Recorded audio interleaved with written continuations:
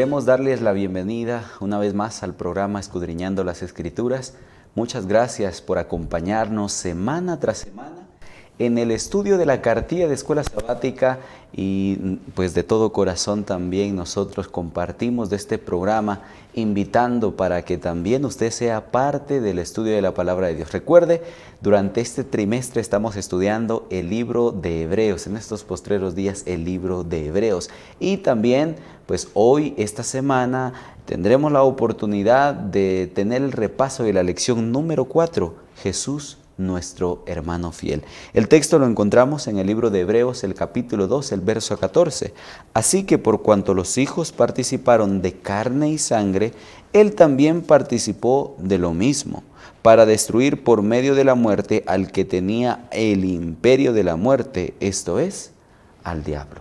Así que nos damos cuenta entonces que Jesús tenía especialmente un objetivo grande al momento de venir a esta tierra. Por lo tanto, pues también durante esta semana estaremos analizando con respecto a lo que nos dice el capítulo 2 del libro de Hebreos. Entramos y por qué es necesario que Jesús, especialmente el Hijo de Dios, Él como Dios, también tenía que hacerse humano. Bueno, esta semana damos una pequeña introducción con ello, pero también queremos darle la bienvenida a nuestro compañero Omar, quien también pues, es parte de este programa. Así que Omar, te damos la bienvenida y muchas gracias por estar con nosotros. Nuevamente, Denilson, es un honor, de verdad es un privilegio estar compartiendo contigo y con cada uno de nuestros hermanos que nos escuchan y nos ven también por las diferentes plataformas. Y como tú lo mencionabas, pues estamos aquí para reflexionar y como lo dice también nuestro programa, ¿verdad? Para escudriñar las Escrituras con respecto a la lección número 4, que nos dice Jesús, nuestro hermano fiel. Yo creo que con el título de Nilson ya es algo maravilloso entender eso, ¿verdad? Que Jesús es nuestro hermano. Por supuesto. Bueno, ya dicho esto, Omar, entonces nosotros queremos invitar a cada uno de ustedes para que puedan tomar sus Biblias y también en conjunto estudiar la palabra de nuestro Dios. Bueno, también durante este programa, como es también de costumbre, dividimos nuestro programa en tres tópicos interesantes. La primera parte, hablaremos de Jesús, nuestro hermano. La segunda parte también, pues hablaremos de algo muy importante, titulado perfeccionamiento. Y la tercera parte también es titulada como Jesús, nuestro ejemplo. Así que con esos tres tópicos también estaremos nosotros compartiendo del estudio de la cartilla de Escuela Sabática. Sin antes, vamos a invitarles para que nos puedan acompañar en oración. Así que en este momento vamos a tener el privilegio de orar. Oremos. Nuestro Dios, te damos muchas gracias por esta oportunidad que nos concedes una vez más. Señor, especialmente estudiar tu palabra, escuchar tu voz. Sabemos que a través de la cartilla de Escuela Sabática nos invitas a hacerlo día con día. Solo deseamos que también estos principios, las lecciones que hayamos aprendido, también sean parte de nuestra vida, no solo en una manera de poder aprender, sino también, Señor, deseamos especialmente practicar esto. Gracias te damos por Jesucristo, porque también Él entregó su vida para redimir la nuestra también, para rescatarnos. Así que suplicamos, Señor, en este momento, por favor, que seas con nosotros al momento de abrir tu palabra, seas con nuestros hermanos, amigos que nos escuchan a través de la radio, a los que nos ven por YouTube, por Facebook, a las diferentes personas que hoy son parte de este programa, suplicamos que seas también con ellas, Señor. Gracias te damos por todo. Pedimos esto en el nombre de Jesús. Amén y amén. Bueno, Omar, esta semana vemos algo muy interesante, como Jesús, nuestro hermano fiel, ¿verdad?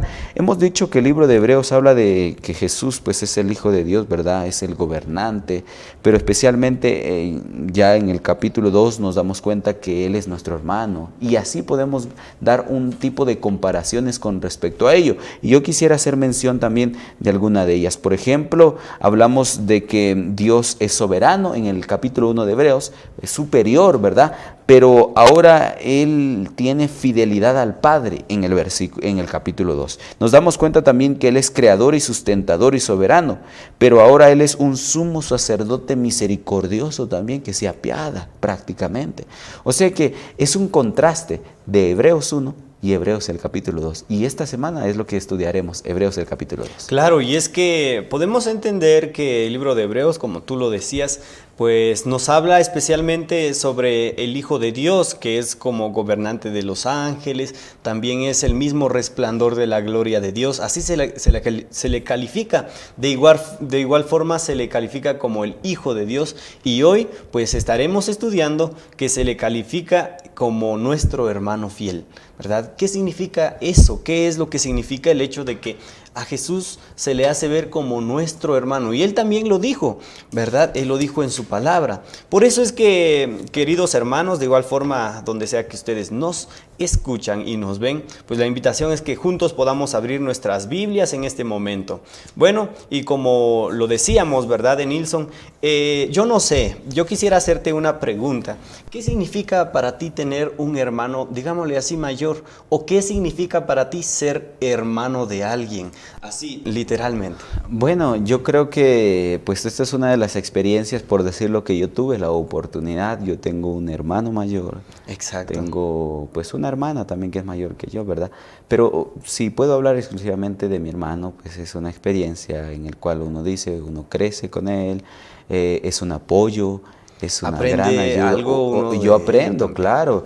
Yo sé, y a veces lo que se da, ¿verdad? Normalmente es que, mira, yo pasé por esto, tú tienes que también posiblemente proyectarte, hacer algo mejor o algo diferente también. Como que en su momento también colocándonos metas, ¿verdad? Por Exacto. decirlo de esa manera.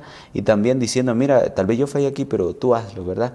Entonces, oye, mira, yo pude lograr esto, tú puedes también. Exacto. Creo que eso ha sido parte de una experiencia que también pues yo he vivido. Claro, y es que tener un hermano o ser un hermano, pues es algo maravilloso, ¿verdad? Y yo creo que como hermanos así de carne y sangre, no creo que haya alguien que piense, bueno, mi hermano que le vaya mal, ¿verdad? No, mi hermano... Puede suceder en algunas ocasiones, somos seres humanos, por ejemplo, como sucedió con Caín y Abel, ¿verdad? Puede suceder, claro, pero sin embargo, muchas veces, en la mayoría de veces, como hermanos y seres humanos, tenemos ese amor, ese afecto a nuestro hermano mayor, ya sea hermano mayor o hermano menor, pero sin embargo, aquí a lo que vamos es de que Jesús es nuestro hermano fiel. Eso es maravilloso porque, como hemos dicho, Jesús pues es el creador del universo. Él es el que hizo el cielo y la tierra. Él es superior a los ángeles, pero aún en medio de eso, Él se hace ver como nuestro hermano. Interesante, porque ese es nuestro primer tópico, ¿verdad? Y iniciamos con ello, de Jesús nuestro hermano. Si nosotros podemos tocar ya con respecto a lo que nos habla directamente el día domingo, Mar, hablamos de el hermano como redentor. Tú has puesto el ejemplo. ¿Qué puede pasar nosotros como hermanos normalmente? Él falló en esto, que él se arregle, que vea por su problema. Puede que tal vez haya un pensamiento así, pero como te digo, en la experiencia que tal vez nosotros hemos vivido, ¿verdad? De tener algún hermano, es también ayudar, apoyar, ¿verdad? Y es interesante que el Levítico especialmente nos habla de una característica de lo que pasaba, ¿verdad? Si yo me metía en problemas, especialmente en un sentido material, en un sentido económico, yo tenía la oportunidad de liberarme de ello, sí, en el año del jubileo. El año del jubileo, cada 50 años, si yo pues presté dinero, tal vez vendí mis tierras, hice esto, cada 50 años y en ese año del jubileo, se le devolvía, ¿verdad? Todo a la persona que había prestado. Que había prestado, se le devolvía. Todo eso era. O sea, quedaba uno sin culpa, por decirlo así, ¿verdad? Libre. Hallaba esa libertad. Hallaba esa libertad posiblemente de alguna deuda. O si él se había vendido como esclavo, su tiempo como esclavo debía terminar. Exacto. Pero había una característica especial también dentro de esos 50 años. Es que yo me endeudé. Y si yo me endeudo, pues tú como mi hermano puedes ayudarme a solventar eso, ¿verdad? Pero tenía que ser el hermano o el pariente más cercano, por decirlo así. Exacto. Brindar una ayuda. Pero ¿cómo entendemos eso?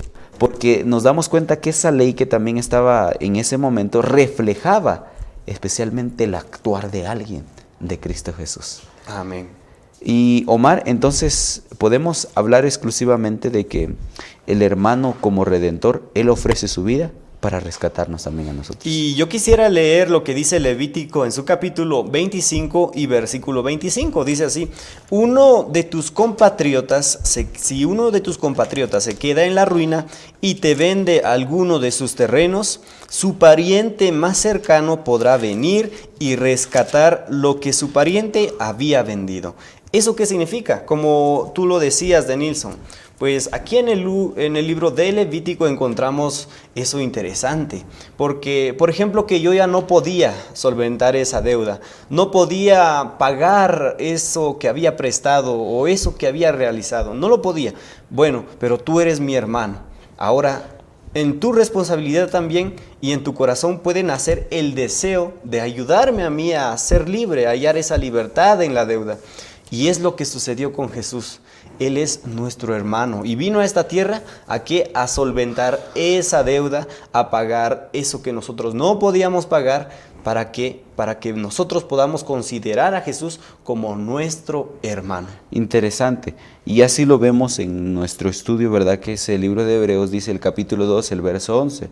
Porque Él, que dice que santifica a los que son santificados, de uno son todos, por lo cual no se avergüenza de llamarlos hermanos. Amén. Prácticamente nos damos cuenta entonces que lo de Levítico ilustra muy bien lo que él hizo, ¿verdad? Lo que él podía hacer, especialmente para rescatarnos. Y Omar, nos damos cuenta que él no se avergüenza de llamarse nuestro hermano.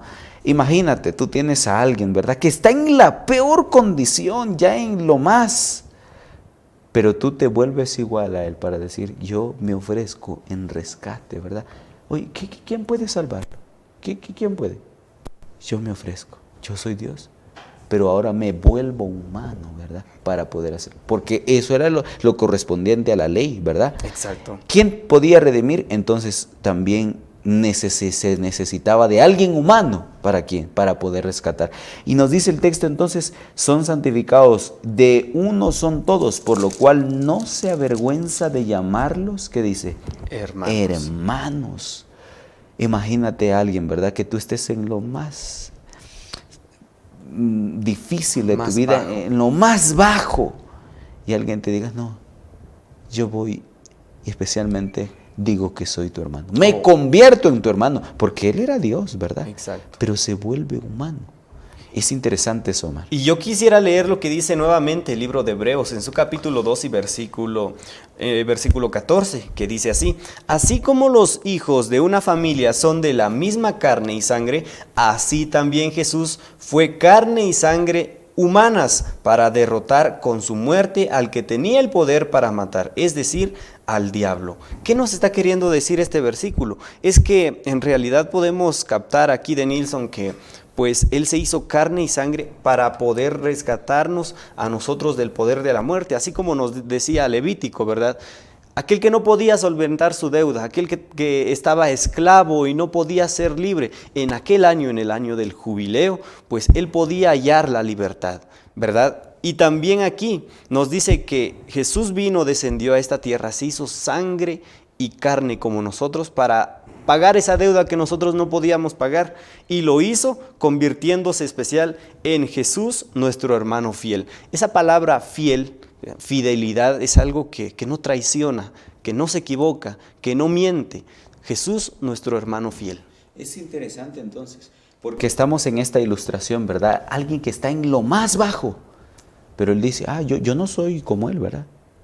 Pero para rescatarlo de esa condición yo me tengo que volver como él, no importa, ¿verdad? Yo voy a ser hermano de él, o sea, acompañante de él, como él voy a ser, directamente, ¿verdad? Es lo que está diciendo. Pero Omar, nos damos cuenta que en la palabra de Dios también encontramos en el libro de Hebreos, el capítulo 7, algo impresionante también de alguien. El verso 22 dice así: por tanto, Jesús, hecho fiador de un mejor pacto, dice, interesante, porque nos damos cuenta que en su momento, pues, Dios había especialmente prometido algo, ¿verdad? De poder redimirnos a nosotros. Pero nos damos cuenta, ¿verdad? Que siempre el Antiguo Testamento fue una muestra de lo que iba a pasar con ¿quién? Con Jesús, ¿verdad? En el Nuevo Testamento. En el Nuevo Testamento, ¿verdad? En el Nuevo. No estaba diciendo que va a ser diferente, no, sino eso es una ilustración, ¿verdad? ¿Y quién ilustró muy bien lo que también Jesús tenía que hacer? Yo quiero ver lo que dice el libro de Hechos, el capítulo 7, el verso 22 entonces, ¿verdad? Decíamos lo que especialmente veíamos en Hebreos capítulo 7, ¿verdad? De algo mejor, ¿verdad? Pero, o sea que se había mostrado algo, pero a manera de ilustración. Muy bien, 7:22 dice así. Moisés fue instruido en toda la sabiduría de los egipcios y era poderoso en sus palabras y obras. Cuando cumplió la edad de 40 años, le vino al corazón el visitar a sus hermanos, a los hijos de Israel. Y al ver a uno que era maltratado, lo defendió y dando muerte al egipcio, vengó al oprimido. Él pensaba que sus hermanos, dice, comprendían que Dios les daba la libertad por mano suya, pero ellos no lo habían entendido así. Así que es interesante, ¿verdad? Porque el texto nos dice que él había sido especialmente una persona superior a ellas, ¿verdad? De esa manera era catalogado él. O sea, él se convirtió directamente como una persona muy respetable en Egipto. Él era el nieto adoptivo, ¿verdad? Porque claro, no era por naturaleza directamente que él fuera el nieto del faraón, ¿verdad? Porque la historia la conocemos muy bien, ¿verdad? La hija de faraón lo rescató y eso. Pero es interesante saber que cuando él tenía ese puesto, y nos dice que el faraón también iba a disponer su trono para él, porque él había encontrado esa persona ideal para el gobierno, ¿verdad? Pero especialmente él se quiso especialmente despojar de ese gran privilegio para decir, yo me humillo juntamente con mis hermanos. ¿Y quiénes son mis hermanos? Los hebreos, ¿verdad? A pesar de que yo tengo ese puesto, yo dejo eso para ser maltratados al igual que ellos, para poder rescatarlos, ¿verdad? El texto nos dice, ¿verdad?, que él había entendido también que su vida tenía un propósito de ¿qué? De rescatar a ese pueblo, ¿verdad? Entonces, ¿qué era necesario? Alguien para poder rescatarlo. Y lo mismo, una ilustración de lo que hizo el Señor. Yo creo que es sorprendente también la vida de Moisés cuando aprendemos de ello. Claro, ¿no? Y es que Moisés también se le puede calificar como un ejemplo, porque Moisés fue libertador, ¿verdad? Y el mayor libertador, el que nos liberó del pecado, en realidad, ¿quién era? Era Jesús. Es decir, a Moisés se le conoce también como un ejemplo de Jesús. Él estaba en el puesto más alto en Egipto, ¿verdad? Un puesto maravilloso. Él era, digámosle así, también el capitán de todas las tropas de los ejércitos de Egipto. Entonces, siendo eso, él decide empatizar con sus hermanos, que sus hermanos que eran esclavos. Es decir, él estaba ya gobernando y pensó, voy a descender hasta lo más bajo, voy a volverme esclavo también con mis hermanos para poder rescatarlos. Y es lo que sucedió con Jesús, pero más que teoría de Nilsson, yo creo que también de qué manera podemos nosotros aprender a experimentar profundamente esta relación con Jesús, que es nuestro hermano. Y es que, sabes, en ese momento, y vayamos al contexto de Hebreos nuevamente, Hebreos estaba hablando de un grupo de personas que habían recibido a Jesús y estaban padeciendo por algo así. Pero especialmente tal vez algunos podían sentirse avergonzados por una u otra cosa. Pero ¿de qué nos vamos a avergonzar? ¿Quién es el que tal vez, por decirlo de esa manera, tuviera el derecho de avergonzarse? Jesús, ¿verdad? No, a ellos no. Pero ahora como que nosotros no. Pero Él hace todo para poder rescatarnos. Es impresionante, ¿verdad? Porque entonces decimos de el no avergonzarse de Jesús es vivir una vida con Jesús.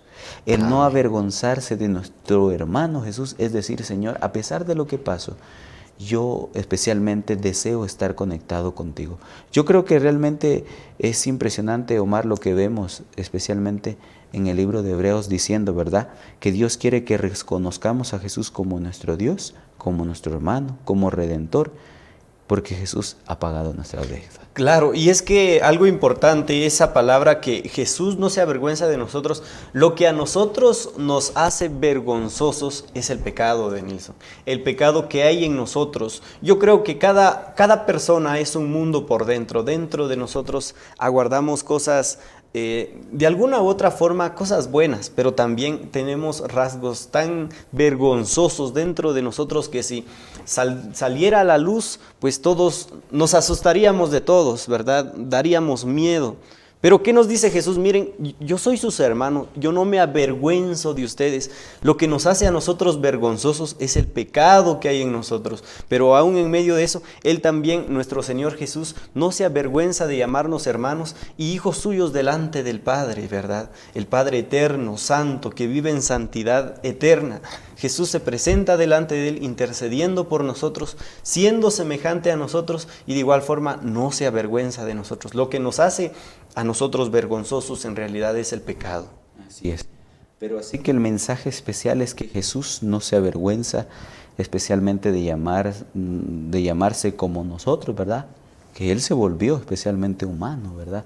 Y entonces nos damos cuenta que era necesario que Él se convirtiera como hermano, como humano, como nuestro hermano, para poder rescatarnos. Así que yo quiero también hablar aquí lo que dice Filipenses en el capítulo 2, el verso 5, cuando dice que Él no estimó ser igual a Dios, sino Él se dejó todo eso, especialmente para rescatarnos. Amén. ¿Qué te parece si leemos eso y con eso terminamos también nuestra primera parte? Dice Claro. Filipenses el capítulo 2, el verso 5.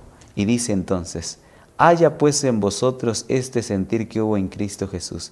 Él, siendo en forma de Dios, no estimó el ser igual a Dios como cosa que aferrarse, sino que se despojó a sí mismo, tomó la forma de siervo y se hizo semejante a los hombres. Amén.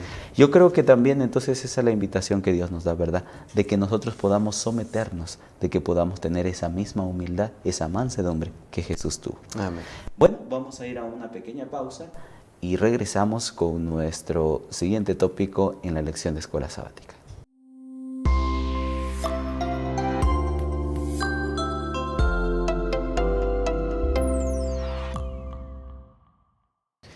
Estamos de vuelta, gracias por seguir con nosotros. Saludamos a los que nos sintonizan a través de Orión Estéreo en las frecuencias acá en el occidente y también en cierta parte del norte del país, a través del 96.5, a través del 102.7, pero también saludamos a los que nos escuchan a través del www.orionestereo.org. Realmente es una bendición grande que podamos el día de hoy saludarles y también a todos los que nos ven a través de la página de Facebook, a través de YouTube, a través de los canales de televisión también, el canal 101 y el canal 54. Continuamos con este estudio especial del libro de Hebreos y estamos viendo algo muy importante, Omar, con respecto a esa condescendencia del Señor, ¿verdad? Cuando Él dice directamente, pues es necesario un Salvador. Muy bien, ¿y quién? Hay un voluntario, Jesús, el Hijo de Dios, ¿verdad? Como soberano. Pero el capítulo 2 de Hebreos nos habla muy bien de lo que Él es también. Hablamos entonces el día de hoy con nuestro segundo tópico, el perfeccionamiento. ¿Cómo es eso directamente? Bueno, tenemos que saber algo antes de hablar del perfeccionamiento, que Él era sangre y carne como nosotros, pero diferente a nosotros. Y eso hace también una diferencia grande, ¿verdad? Es que se necesitaba un Salvador. Y entonces, ¿a quién se tenía que proveer? A un Salvador. Pero ¿cómo entendemos esto de que carne y sangre como nosotros? Claro, y es que como nos dice, ¿verdad? El texto bíblico, Hebreos en su capítulo 2, versículo 9, que lo quisiera leer, nos dice así: pero vemos que Jesús, a quien Dios hizo algo menor que los ángeles por un poco de tiempo, está coronado de gloria y honor a causa de la muerte que sufrió. Dios en su amor quiso que experimentara la muerte para bien de todos. Amén. Nos vemos que aquí estamos viendo que aquí nos está diciendo el versículo 9 que Jesús se hizo un poco menor a los ángeles. ¿Y quiénes eran menores que los ángeles? Los seres humanos, la raza humana. De igual forma podemos entender de que Jesús se hizo hombre, pero también podemos entender que en su naturaleza como ser humano, Él no cometió ningún pecado. Fue tentado en todo, dice la palabra de Dios, pero sin pecado. No cometió ningún error. Por eso es que logró alcanzar la victoria sobre la muerte, sobre lo que es hoy en día, digámosle así, la muerte eterna, que es a lo que estábamos condenados, pero sin embargo aún ahí hay esperanza porque Jesús murió por nosotros. Bueno, es interesante porque pues el libro de Hebreos entonces nos explica muy bien cómo es Jesús realmente, ¿verdad? Hebreos 4:15. ¿Qué te parece, Omar, si lo podemos leer? Claro. Hebreos, el capítulo 4, el verso 15. ¿Lo tienes? Sí, nos dice así: pues nuestro sumo sacerdote puede compadecerse de nuestra debilidad, porque él también estuvo sometido a las mismas pruebas que nosotros, solo que él jamás pecó. Él es sin pecado, dice otras versiones. Él jamás pecó. O sea que él era como nosotros, pero diferente a nosotros. Exacto. ¿Y cómo entendemos eso? Muy bien. La palabra de Dios dice especialmente, ¿verdad?, en el libro de Salmos, el capítulo 55, el verso 5 también, cuando nos dice, ¿verdad?, que pues en pecado, ¿verdad?, me concibió mi madre prácticamente. O sea, desde soy ese pecador momento, desde que nací. Pero hay algo interesante con el Señor, ¿verdad? Soy pecador. Yo peco entonces porque soy pecador, ¿verdad? No soy pecador porque pequé, no, sino porque esa es mi naturaleza, mi impulso va al pecado directamente. Hay que lidiar con un aspecto moral, un aspecto ético y tantas cosas, ¿verdad? Porque desde nuestras acciones nosotros estamos yendo en contra de lo que es estar con el Señor, o sea, el pecado, estamos abrazados con el pecado. Pero Jesús es diferente, porque desde su nacimiento es diferente. ¿Él cómo fue concebido? Claro, por obra del Espíritu Santo. Por obra del Espíritu Santo. No fue hecho como, digamos, por un acto humano, ¿verdad? Sino que especialmente por obra del Espíritu Santo. Y ahí vemos desde la diferencia entre un hombre, ser humano como nosotros, y el Hijo de Dios, que es Jesucristo. Y eso es lo que queremos llegar a entender, ¿verdad? Que Él era como nosotros, pero diferente a nosotros. Porque lo que se necesitaba que era un Salvador, pero no una persona así como la que estaba ahí viviendo, no, sino una persona diferente. Especialmente entonces Jesús, ¿cómo descendió a este mundo? Como ser humano. Como un ser humano, claro. Exacto. Pero el ser humano, ¿qué tarea tenía en exclusiva? De ser redimir a la raza humana. Y es por eso que decíamos que tenía que tener unas características diferentes, exclusivas, ¿verdad? Claro. Y yo quisiera añadir algo aquí. Adelante, ¿sabes? Porque podemos pensar, ¿verdad? Eso significa entonces que Jesús vino con el poder de no caer en pecado, es decir, que entonces Él vino así como Dios en su santidad y bueno, por eso fue que no cayó en pecado. En realidad, ¿sabes, Denilson, de dónde adquiría Jesús el poder que Él podía? Por ejemplo, Él caminó sobre las aguas, sanó a ciegos, curó paralíticos, tanta obra maravillosa que hizo. ¿De dónde sacó Él ese poder? Por medio de la oración. No es que, Él era Dios y es Dios en realidad. Claro. Pero 100% Dios, 100% Él dejó humano. A un lado ese poder y se vino aquí como ser humano y por medio de la oración y de la comunión constante con su Padre es que Él logró hacer esos milagros y todo lo que Él hizo fue por medio de la oración porque Él allí adquiría el poder para con el Padre. Y eso que tú explicas es una realidad, porque estamos hablando de que Él era carne y sangre como nosotros, pero diferente a nosotros, ¿verdad? Entonces, exacto. ¿Por qué? Porque Él en dónde podía refugiarse realmente para adquirir poder. Por medio de la oración, ¿verdad? A través de la oración. Vemos a Jesús pasando noches enteras orando. Vemos a Jesús de mañana orando, ¿verdad? Antes que saliera el sol, dice, Él iba a las montañas, a los montes, y cuando Él volvía era porque estaba pasando tiempo con su Padre. Entonces decíamos, porque Él venía a hacer un trabajo especial y Él no tenía especialmente que ser como nosotros, o sea, en el sentido pecaminoso, ¿verdad? Dice entonces, y lo vuelvo a leer, no tenemos un sumo sacerdote que no pueda compadecerse de nuestras debilidades. O sea, ¿fue tentado? Sí, porque dice aquí, sino uno que fue tentado ¿Qué dice? En todo. Todo según nuestra semejanza. Él era tentado, sí, pero su impulso no lo llevaba porque él se refugiaba en su Padre Celestial. Y ¿verdad? algo que es importante es que nosotros podemos alcanzar esa altura de perfección también, ¿verdad? No es que, bueno, es que Jesús, él era el Hijo de Dios, él era Dios, por eso fue que él alcanzó la perfección. Es que nosotros también podemos alcanzar esa perfección, por eso es que vino él como un ejemplo, como nuestro hermano, para poder enseñarnos que sí es posible obedecer la ley de Dios. Así es. Y yo quiero, pues ya para pasar a la parte del perfeccionamiento, Omar, diciendo de que, pues a Dios, a Jesús cuando vino como hombre, ¿cómo se le conoce? Como el segundo Adán. Como el segundo Adán, ¿verdad? Adán, ¿qué autoridad tenía cuando se le dio especialmente el poder sobre la tierra? De controlar, dice, ¿verdad? Exacto. No es casualidad entonces que cuando el Señor haya dicho, ¿verdad? Señor, yo deseo que pueda calmarse la tormenta, ¿verdad? Que podía ser. O sea, que si Jesús era el segundo Adán, eso era lo que podía ser Adán posiblemente también, ¿verdad? Con esa autoridad sorprendente. O sea, si Jesús podía decir, oye, mira, hagas esto, Adán también, en esa capacidad, pero lastimosamente el pecado nos fue degradando, ¿verdad? Y nos fue separando cada vez más del poder, ¿verdad? Celestial. De que nuestro Padre Celestial también en su momento pudo llegar a conceder. Pero aquí viene algo interesante entonces, porque como tú decías muy bien, Jesús es nuestro ejemplo directamente. Bueno, ¿cómo Él entonces pudo llegar a ser perfeccionado? ¿Por qué? Bueno, entramos entonces a ver esto. A veces uno se pregunta, ¿verdad? Fue perfeccionado. Entonces, eso significa que él no era perfecto, ¿verdad? Esa pregunta. Puede hacerse una ¿Por pregunta. qué la Biblia dice, él fue perfeccionado a través de las pruebas y de los conflictos que sufrió? Eso quiere decir, entonces, él no era perfecto. ¿Por qué fue perfeccionado? ¿Verdad? Esa es una pregunta que puede surgir. Claro. ¿Y qué te parece si leemos los textos bíblicos? Dice Hebreos el capítulo 2, el verso 7. Lo hiciste un poco menor que los ángeles, lo coronaste de gloria y honra y lo pusiste sobre las obras de tus manos.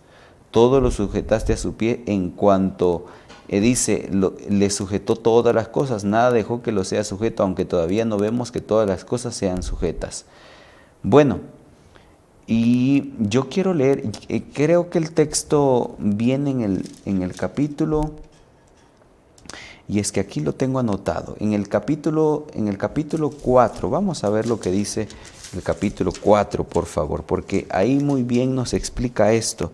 Y aquí lo tengo anotado. Es el capítulo 5, por favor. Capítulo 5, verso 7 en adelante.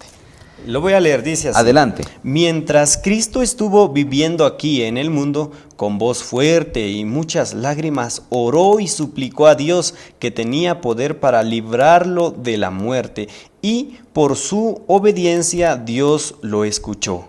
Es el versículo 7. Dice el versículo 8 y 9 también. Y aunque era hijo, a través del sufrimiento aprendió lo que es la obediencia.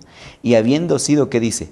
Perfeccionado, vino a ser autor de eterna salvación para todos los que lo obedecen. Interesante. Aquí nos está hablando de que él ya siendo humano, ¿verdad? O sea que era como nosotros, directamente. Exacto. Pero él podía especialmente mostrarnos algo. Dice que él oró, ¿verdad? ¿Y por qué oró? Nuevamente, ruegos y súplicas con gran clamor y lágrimas a aquel que podía librarle de la muerte. Normalmente como seres humanos tenemos ese sentimiento de pertenencia de la vida. Él como humano directamente le decía, Señor, yo no quiero morir, ¿verdad? Pero yo quiero que se cumpla tu voluntad. O sea que cuando él dice que pues él fue perfeccionado, estamos hablando de que él iba creciendo, porque eso es lo que nos habla. El libro de Filipenses, Hebreos, nos habla de alguien que llega a la madurez, ¿verdad? Pero sigue aprendiendo, sigue creciendo. De igual forma, aquí nos damos cuenta de eso, de que él iba aprendiendo. O sea que cuando dice también el texto bíblico, por ejemplo, y aunque era hijo, a través del sufrimiento aprendió lo que es la obediencia. O sea, antes era desobediente. También podemos preguntarnos eso, ¿verdad? Exacto. ¿Cómo entendemos esto? Es que el texto bíblico aquí nos dice, ¿verdad? Aprendió lo que es la obediencia, la palabra aprender, porque él antes en el cielo, él no tenía que obedecer a nadie, ¿verdad? Así es. ¿Eso qué significaba? Él era Dios, él mandaba a los ángeles y los ángeles se regocijaban en cumplir sus órdenes, porque él era Dios, uno con el Padre. Por eso el texto bíblico aquí, el versículo 8 nos dice, así que también, a pesar de ser hijo, sufriendo, aprendió lo que es ser obediente, ¿verdad? Porque ¿a quién podía obedecer si él era Dios, verdad? Él es supremo. O sea, él daba la regla, por decirlo así, ¿verdad? O sea, ¿y por qué? Pero cuando se hizo humano, él aprendió a ser obediente, y también pues se fue perfeccionando en el ámbito de que él tenía un ministerio. El ministerio de él era salvar a la raza humana, a la humanidad, y por medio de ese ministerio pues él fue perfeccionándose hasta llegar a la cruz del Calvario, ¿verdad? Fue perfeccionándose no en el ámbito de que, bueno, entonces antes era imperfecto y poco a poco fue volviéndose perfecto, sino que en el ámbito de que fue tomando, como digámosle, la armadura, esa fortaleza, esa fuerza para llegar hasta la redención del hombre en la cruz del Calvario. Claro, él nunca entonces había experimentado una sumisión sobre alguien, ¿verdad? Porque él era el jefe, líder. Pero ahora él dice, ¿verdad? Yo aprendí la obediencia porque me convertí en humano y era necesario entonces obedecer a quién, al Padre ahora. ¿Y cuál era esa obediencia? Se necesita un Salvador, se necesita alguien que entregue su vida. ¿Quién lo va a hacer? Aunque no me guste, ¿verdad? Aunque mi sentimiento me diga, yo no quiero morir, Señor, que se haga tu voluntad, ¿verdad? Y eso fue lo que expresó especialmente Jesús allá en el Getsemaní, allá en el huerto del Getsemaní, cuando él estaba ya pronto a morir directamente.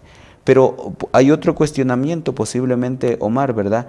En segundo, los sufrimientos revelan que Jesús también era un Dios de misericordia y especialmente era un Dios fiel, ¿verdad? Porque ese sufrimiento que él pasó iba haciéndose y diciendo, ¿verdad? A través de ello yo sigo creciendo, yo sigo aprendiendo especialmente y le enseño a los demás que sí se puede llegar a ser fieles. Y es que los sufrimientos revelaron que Jesús era un sumo sacerdote misericordioso y fiel. Los sufrimientos no hicieron que Jesús fuese más misericordioso, al contrario, fue la misericordia de Jesús la que hizo que Él se ofreciera para morir en la cruz para salvar al ser humano. Y es que podemos entender de Nilsson que si el Salvador sin mancha padeció, nosotros seguramente también estamos inmersos a ese sufrimiento, a ese dolor que muchas veces pues vamos a sufrir, vamos a padecer. Y es que como leímos en la lección número 1, ¿verdad? El libro de Hebreos está dirigido especialmente a un grupo de personas que no habían visto a Jesús, que no habían, digámosle, escuchar palabras de la boca del mismo Jesús, sino que ellos habían sido evangelizados, pero en medio de esa evangelización ellos estaban sufriendo persecuciones, dolores, sufrimientos. Si Jesús sufrió, nosotros como seres humanos también estamos inmersos a ese sufrimiento, a esas pruebas y tentaciones. Entonces, ¿cómo podemos entender nosotros también que eso nos trae esperanza? Bueno, dice el texto bíblico de que Jesús oró, clamó, ¿verdad? De Hebreos capítulo 5, el verso 7, ¿verdad? Y le respondieron, ¿cómo así? ¿Cómo puedo yo entender eso? O sea, ¿pero no acaso él murió, pues? Pero él dice ahí, si puede ser que ahí yo no muera, pues a él se le escuchó su voz y se le respondió, dice. Él murió, sí, pero ¿qué pasó también con él? Resucitó. Él resucitó. O sea que nos damos cuenta que la historia no termina en la muerte. La historia o también el sufrimiento no termina directamente ahí y se acabó en la muerte, sino hay esperanza de que. Amén, de una resurrección. Y es aquí donde yo quiero aplicar lo que dice el texto bíblico. Así que por cuanto los hijos participaron de carne y sangre, él también participó de lo mismo. O sea, le está diciendo, no es que yo merecía la muerte. Realmente el que es merecedor de sufrimiento, ¿quién es? ¿Es Jesús? ¿Es Dios? No. ¿Quién es? Es el ser humano. Pero él dice, yo me vuelvo al igual que ustedes. Yo también sufro eso. Pero cuando yo sufro eso, yo soy esa ofrenda de rescate. Porque la deuda hay que pagarla. Dice Romanos 6:23, ¿verdad? Que la paga el pecado es la muerte. Hay alguien que debía morir. Pero nuestra muerte representaba que ahí quedó. Pero él dice, ¿verdad? Yo me entrego como esa ofrenda perfecta, sin pecado, sin mancha. Por eso soy el jefe de la salvación, ¿verdad? Fui perfeccionado porque soy el capitán, dice. Entonces, él también participó de lo mismo. Para destruir, ¿qué dice? Por medio de la muerte al que tenía el imperio de la muerte. ¿Qué pasa entonces? Es que como el Señor entonces en su momento tuvo la oportunidad de decirle, puedo responderte a eso, sí, claro. Pero hay que pagar esa deuda. Pero cuando ya estés ahí, yo te puedo responder. Y resucito. Jesús resucitó y esa es la esperanza. Por eso la resurrección de Jesús a nosotros nos da mayor seguridad de esperanza, decir, nosotros también tenemos esperanza de resurrección. Amén. Puede llegar la muerte, sí, pero tenemos la esperanza que si creemos en Jesús, al igual como Él padeció, sí, pero al igual también como Él resucitó, nosotros podemos tener lo mismo, ¿verdad? Así que es un mensaje maravilloso realmente, Omar. Yo quisiera dejar en la mente de algún hermano, yo no sé, en estos momentos, alguien que está escuchándonos o nos está viendo, el versículo 7, nuevamente lo voy a leer del capítulo 5 de Hebreos, dice así: mientras Cristo estuvo viviendo aquí en el mundo, con voz fuerte y muchas lágrimas, oró y suplicó a Dios, que tenía poder para librarlo de la muerte, y por su obediencia Dios lo escuchó. Usted, querido hermano, hermana, que está en estos momentos escuchándonos o viéndonos, lo que sea que esté pasando por su vida, a veces podemos pensar que ya no hay esperanza para nosotros. Podemos estar tristes porque el pecado, el mismo pecado, carcome nuestra fe, nuestra fe de pensar que Jesús puede perdonarnos. Jesús puede perdonarnos en realidad. ¿Saben, queridos hermanos? Hay algo maravilloso que encontramos en el espíritu de profecía, un texto que dice así, que los ángeles no van a poder entender en su plenitud la gracia de Dios, pero nosotros como seres humanos sí. ¿Por qué? Porque los ángeles no cayeron.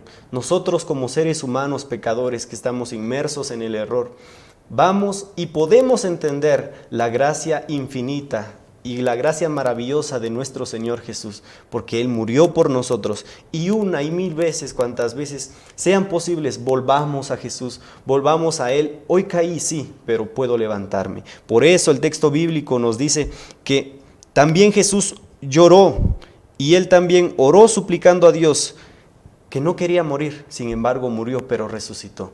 Tal vez algún sueño suyo que aparentemente todo está muerto puede resucitar.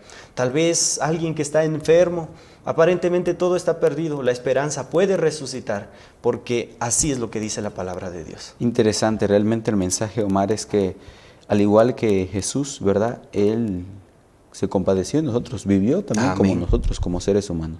Yo no sé si hoy le estemos hablando a alguien entonces que se sienta frustrado por algún problema en su vida. Confíe en el Señor, pero no permita que ese problema lo desvíe de ser obediente al Señor. Usted permanezca fiel, que Dios responde a su oración, amén, así como pasó con Jesús. Vamos a ir a una pausa y volveremos ya con nuestra última parte del mensaje de la escuela sabática.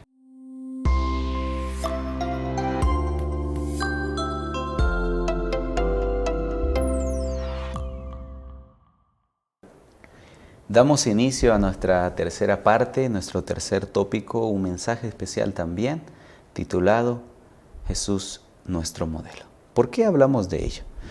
Omar, hemos visto que la palabra de Dios nos habla directamente de personajes también en el libro de Hebreos, por ejemplo, el capítulo 11, si podemos decirlo y darle un título, conocerlo como la galería de la fe, ¿verdad? Exacto. Esta persona hizo esto, ¿verdad? Y lo hizo por fe. Pero también, especialmente, luego de terminar con todo este pasaje, Jesús es la culminación de esa larga lista de personajes que el apóstol, especialmente el apóstol Pablo, ¿verdad?, ofrece como ejemplos.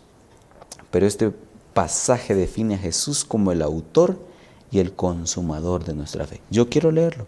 Hebreos, el capítulo 12, el verso 1 al verso 4. Claro. Por tanto, nosotros también, teniendo en derredor nuestro tan grande nube de testigos, despojémonos de todo peso y del pecado que nos asedia, y corramos con paciencia la carrera que tenemos por delante.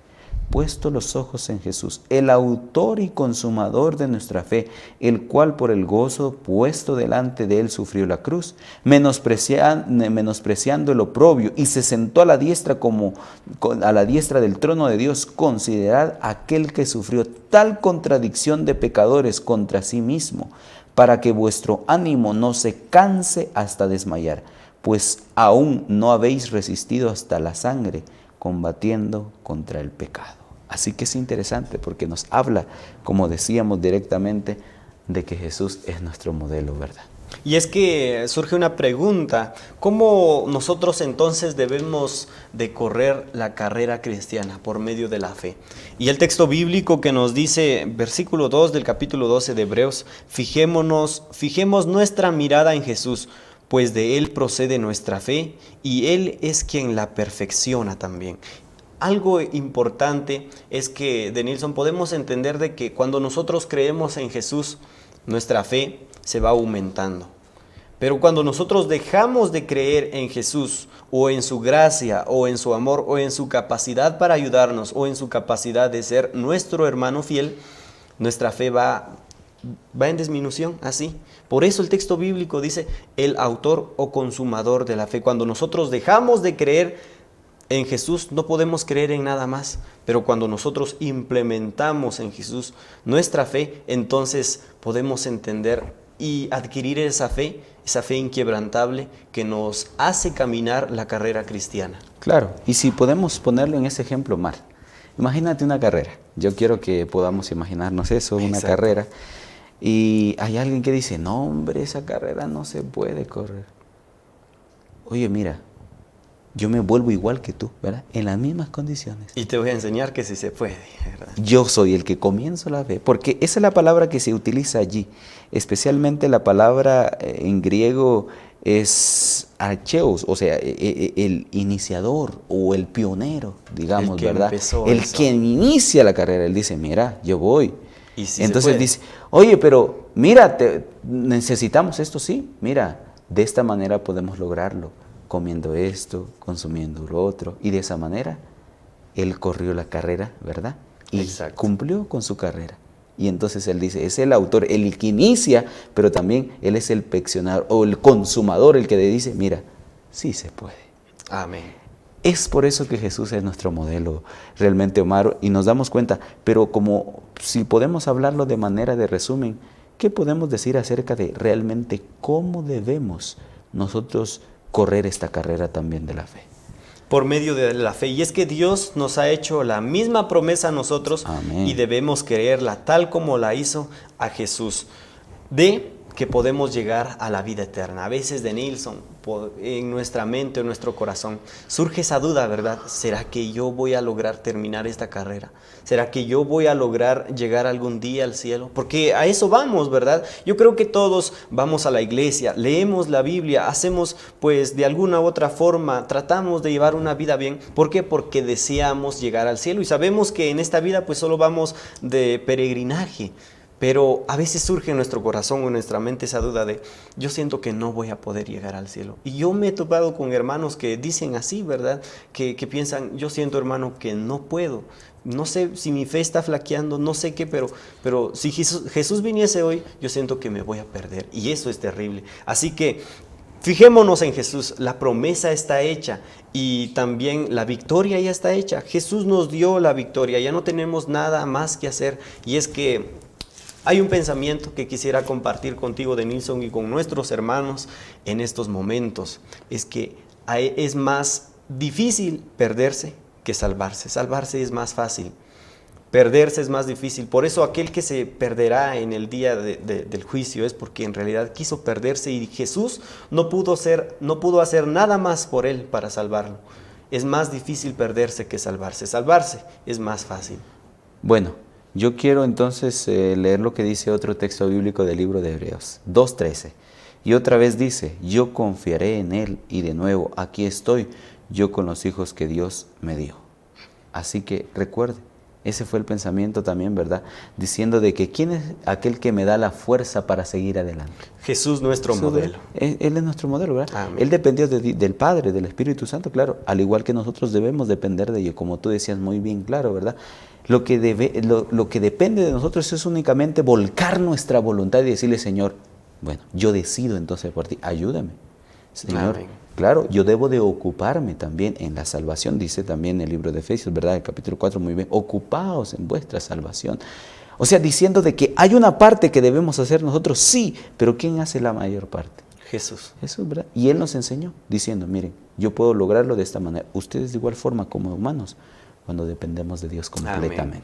Yo creo que cuando nosotros vemos la lección de esta semana es impresionante recordar, ¿verdad?, lo que el Señor hace por nosotros.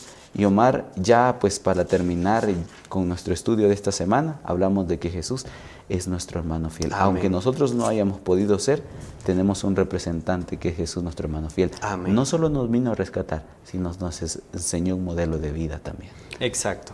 Es lo que deseamos aprender y bueno, como hemos dicho de Nilsson, ojalá que esto también no se quede también solo flotando en el aire, en nuestras vidas. Es difícil quizás llevarlo a la práctica así porque nuestro deseo como seres humanos muchas veces es no llevar una vida cristiana formal, porque somos seres humanos y así siendo sinceros, pues seres humanos inmersos al pecado, pero vivirlo es otra cosa. Así que Jesús es nuestro hermano fiel, es nuestro amigo también, y un amigo es aquel que empatiza, que van de hombro a hombro apoyándose uno entre otro. Jesús hizo todo para salvarnos. Eso debe de traer esperanza a nuestro corazón. Amén. Qué bendición. Bueno, hemos llegado ya a la parte final, así que nuestro mensaje es que juntos podamos confiar en el Señor. Amén. Omar, vamos a despedirnos en oración y queremos invitarte para que lo puedas dirigir, por favor. Muy bien, vamos a inclinar el rostro y vamos a orar. Padre nuestro, que su morada está en el cielo, santo, santo y santo es su nombre.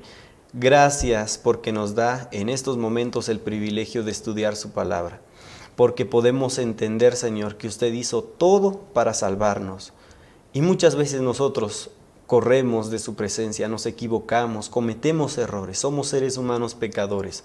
Pero sin embargo, Señor, gracias por su amor, por esa oportunidad que nos brinda de ser perdonados y nuevamente de estar en armonía con usted, nuestro Señor Jesús.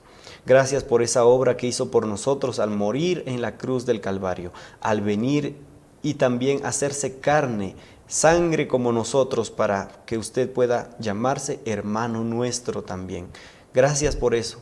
La palabra gracias, Señor, quizás no alcance para mostrar la gratitud que surge en nuestro corazón al saber eso tan maravilloso, pero sin embargo, Señor, de verdad, tome nuestros corazones, nuestras vidas y nuestros pensamientos y haga su voluntad en nosotros. Gracias por estos momentos. Bendiga de igual forma a cada uno de nuestros hermanos que nos están escuchando y que nos están viendo de la forma más sublime, que el Espíritu Santo en estos momentos pueda descender sobre ellos y posesionarse de cada vida, de cada hermano y de nosotros también, porque se lo suplicamos y se lo rogamos, nuestro buen Dios, en el nombre santo y nombre poderoso de Jesús. Amén y amén. Amén.